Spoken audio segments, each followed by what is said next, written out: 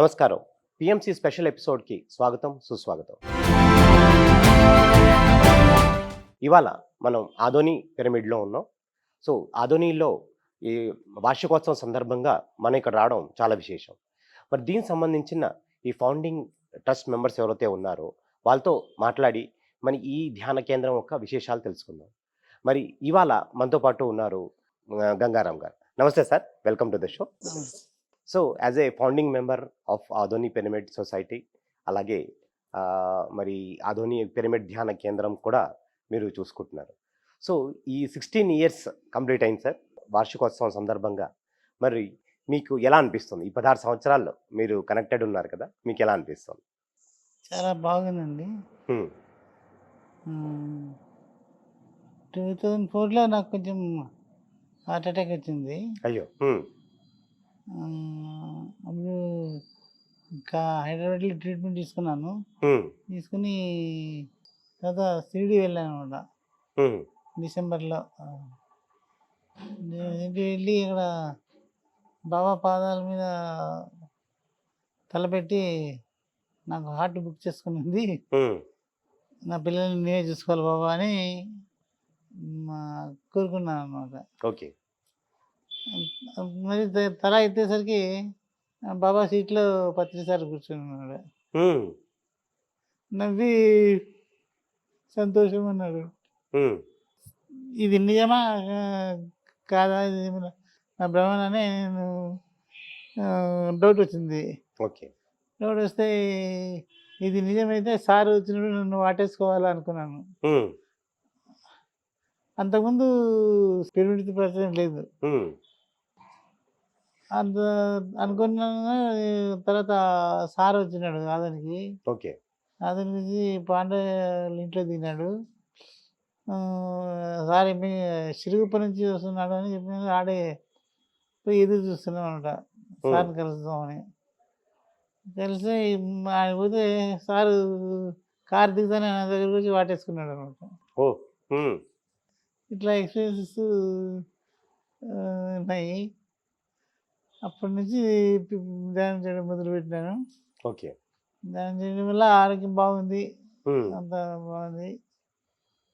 మేము పేషెంట్లు కూడా ధ్యానం చెప్పిస్తుంటున్నాము. ఓకే.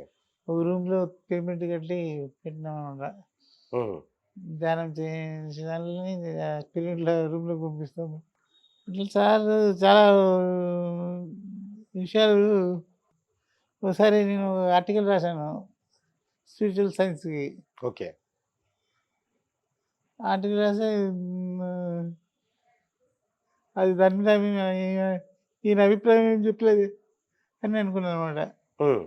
ఎవరు పత్రి గారు దీని మీద ఏం కామెంట్ అనుకున్నాను. హ్మ్. అనుకున్నాను అక్కడ ఫంక్షన్‌లో అనుకున్న వెంటనే "నీ ఆర్టికల్ చాలా బాగుందని మీరు చాలా మంది హ్మ్. మెచ్చుకున్నారయ్యా" అన్నాడు. హ్మ్. ఇట్లా మనం మనసులో అనుకున్నది నాకు తెలిసిపోతుందనమాట. ఇంకా ఒకసారి అయితే మా భార్య రాయచూరులో ఉండింది. హ్మ్. నెల్లూరు తన కూతురుతో పాటు మా చిన్నమ్మాయి ఎంబీబీఎస్ చేరింది. అక్కడ చిన్నమ్మాయి తోటే ఉందనమాట. అయితే ఆమెకి కలలో వచ్చినాడు సారు. హ్మ్. వచ్చి 2 చపాతీలు తీసుకొని రా మేడం అన్నాడంట. హ్మ్. అంటే ఈయనెందుకు నన్ను చపాతీలు అడుగుతున్నాడు అని ఆమె ఫోన్ చేసింది నాకి. హ్మ్. ఫోన్ చేస్తే నవంబర్ నెలలో కదా ఇప్పుడు సార్ వస్తాడు. వచ్చిన ఫంక్షన్ హాల్‌కి ఎక్కడ అరేంజ్ చేస్తారు కదా ప్రోగ్రాము. హ్మ్. ఆ ప్రోగ్రామ్ దగ్గరికి నేను 2 చపాతీలు తీసుకొని పో అని చెప్పినాను. హ్మ్. తీసుకొని పోయింది. నేను పోయినాను. సార్ అడిగినాడు చపాతీలు ఏవి వేయడం అని. కలలో వచ్చి చెప్పింది. హ్మ్. వీటిల్లో నిజమైంది. ఓహ్! హ్మ్. ఆ రోజు ఎక్కడ వాళ్ళు చేసినట్టు మనకి సార్‌కి నచ్చలేదేమో. హ్మ్. బిస్మిల్ బాత్ ఏదో చేసినారు వాళ్ళు. సారు చపాతీలు తీసుకున్నాడు. హ్మ్. అట్లా సార్‌తో చాలా అనుభవాలున్నాయి. హ్మ్. పత్రి సారు ఈ సెంటర్‌కొచ్చినప్పుడు, సార్‌ని కలిసినప్పుడు మీకు ఎలాంటి అనుభవాలు కలిగాయి? ఆయనకు ఆయనతో నువ్వు అంటే డాక్టర్లను తిడుతుంటాడు కదా, హ్మ్.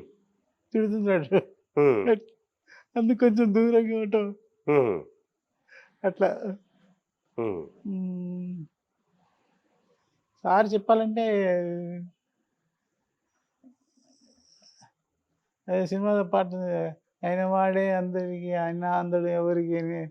అన్ ఎక్కడొస్తే అక్కడ వాళ్ళతో వాళ్ళ మనిషిలాగే ఉంటాడు. హ్మ్. మా ఊరికొచ్చిననుకో అతను వాళ్ళలాగే ఉంటాడు. హ్మ్. రైతు పోయిననుకో రైతు వాళ్ళలాగే ఉంటాడు. హ్మ్. హైదరాబాద్‌లో ఉన్నోడు హైదరాబాద్‌లాగే ఉంటాడు. హ్మ్. ఇట్లా ఎక్కడ పోతే అక్కడ అడ్జస్ట్ అయిపోతాడు సార్. సో, ఇక్కడ అంటే మీరు ఈ 16 సంవత్సరాలు ఇక్కడ పిరమిడ్ ధ్యాన కేంద్రం కట్టారు. మరి ఎంతోమంది ధ్యానులందరూ వచ్చి ఇక్కడ ధ్యానం చేసుకుంటున్నారు. సో, వాళ్ళకొచ్చే అనుభవాలేంటంటారు? వాళ్ళకి ఎలాంటి అనుభవాలొచ్చాయి? లేతే వాళ్ళకి ఎలాంటి జీవితంలో వాళ్ళు ఎలాంటి మార్పులు చూడడం జరిగింది? చాలామంది మ హార్ట్ పెయిన్ ఉన్నోళ్ళు హార్ట్ పెయిన్ తగ్గించుకున్నారు. తర్వాత తాగుడు ఉండేవాళ్ళు తాగడం మానేసినారు. ఓహ్! హ్మ్. చాలామంది బెనిఫిట్ అయినారు. హ్మ్. కాకపోతే చాలామంది వాళ్ళకు తెలీదు. ఆహ్, ఈ ధ్యానం వల్ల బెనిఫిట్ ఉంటుంది. హ్మ్. శరీరం తేలిక అవుతుంది అనే విషయం తెలీదు వీళ్ళకి ఓకే. చాలామందికి. హ్మ్. అందువల్ల ధ్యానం అంటే ఏదో లేదనుకుంటారు. ఇట్లా వెళ్ళిపోతుంటారు. దారి హ్మ్. మళ్ళించుకొని సారు ఎట్లంటే, oh my God! Give me body of Mohammed, brain of Shankaracharya, heart of Buddha, hmm. Non violence of Mahatma Gandhi, okay. హ్మ్. తర్వాత కైండ్‌నెస్ ఆఫ్ జీసస్ క్రైస్ట్, హ్మ్. డేర్‌నెస్ ఆఫ్ స్వామి వివేకానంద, హ్మ్. ప్యూరిటీ ఆఫ్ జురాస్టర్, హ్మ్. డివినిటీ ఆఫ్ రామ్ తీర్థ పరమానందం. రామతీర్థ హ్మ్. అని ఒక ఇది ఉందనమాట. హ్మ్. ఇవన్నీ కలిపితే ఒక వ్యక్తి కావాలంటే మన సార్ దొరుకుతాడు మనకి. ఓకే. ఇవన్నీ ఉన్నాయన్నమాట దాంట్లో. ఆహా! ఓకే. సారు ఏమంటే మా బాడీ ఆఫ్ మొహమ్మద్ అంటే మొహమ్మద్ లాగే బాగా హైట్ ఉంటాడు సారు. హ్మ్. బ్రెయిన్ ఆఫ్ శంకరాచార్య బ్రెయిన్ ఫుల్‌గా ఉంది. హ్మ్. అన్ని విషయాలు తెలుసు సార్‌కి. హ్మ్. ఇంక నాన్ వెజ్ అంటే ఇంక శాకాహారాలు ఇల్లు పెట్టి ఏమేమో చేస్తున్నాడు. హ్మ్. ఇట్లా హార్ట్ ఆఫ్ బుద్ధ ఉన్నది. అన్నీ హ్మ్. ఉన్నాయి సార్‌కు. అచ్చచ్చ! కానీ సింపుల్‌గా అంటే హ్మ్. ఇట్లాంటోళ్ళు అంతే సింపుల్‌గా ఈజీగా తీసుకుంటారు ప్రతీదీ. హ్మ్. మన 1850-1950 మధ్యలో హ్మ్. చాలామంది యోగులు చనిపోయినారు. హ్మ్.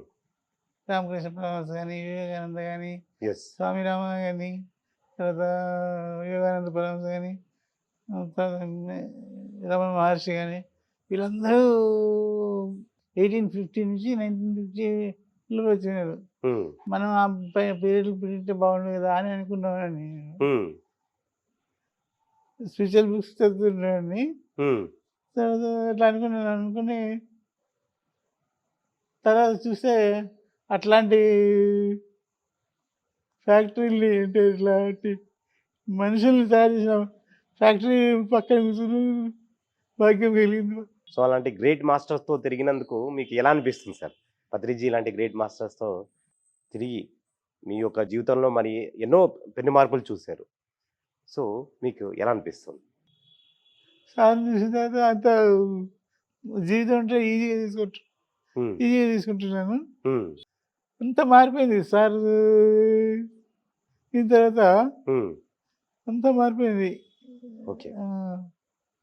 ఒకసారి నేనేమనుకున్నానంటే ఏదో ఎల్ఐసి పాలిసీ వస్తుందని హ్మ్. ఇంక చాలిద్దాం ఈ జీవితం అని అనుకున్నాను. హ్మ్. అనుకున్నాను మళ్ళీ రాయచూరు పోయినాననమాట. సారు అక్కడ వచ్చినాడండి. హ్మ్. సారు చుట్టుపక్కల ఎక్కడున్నాడో పోతుంటాం. హ్మ్. ఆడికి పోతే "ఏమయ్యా పోలేదా" అని అడిగాడు. హ్మ్. ఎక్కడికి సార్ అంటే పైకి అనమాట. హ్మ్. పక్కన ఇది అర్థం కాలేదు. ఏమి ఇట్లా మాట్లాడుతున్నాడు సార్ అని. ఓకే. అట్లా మన మనసులో ఉన్నది ఆయనకి టక్కని బయటకి తెలిసిపోతుందంటారు.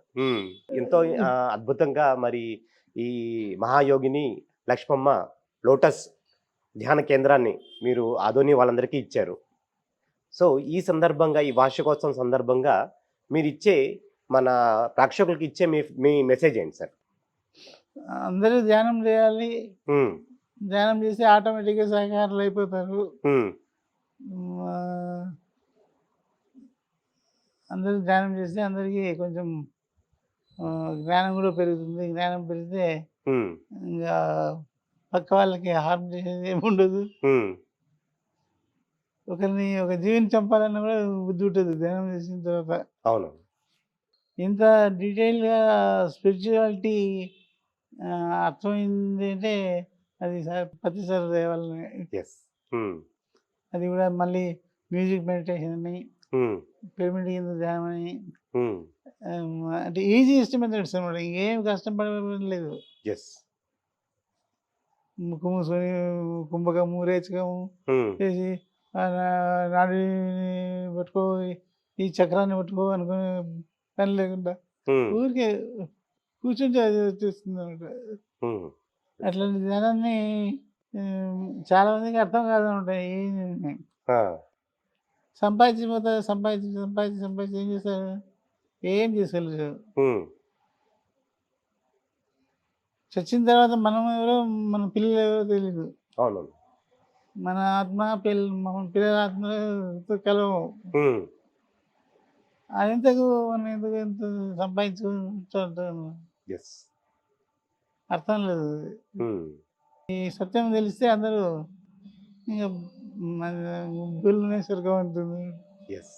మరి ఎంతో అద్భుతంగా, క్లుప్తంగా మీరు పత్రిజీ గురించి ఒక ఎక్స్‌పీరియన్సెస్ గురించి మాతో షేర్ చేసుకున్నారు సార్. మీకు ఎంతో కృతజ్ఞతలు sir. Thank you very much. Thank you.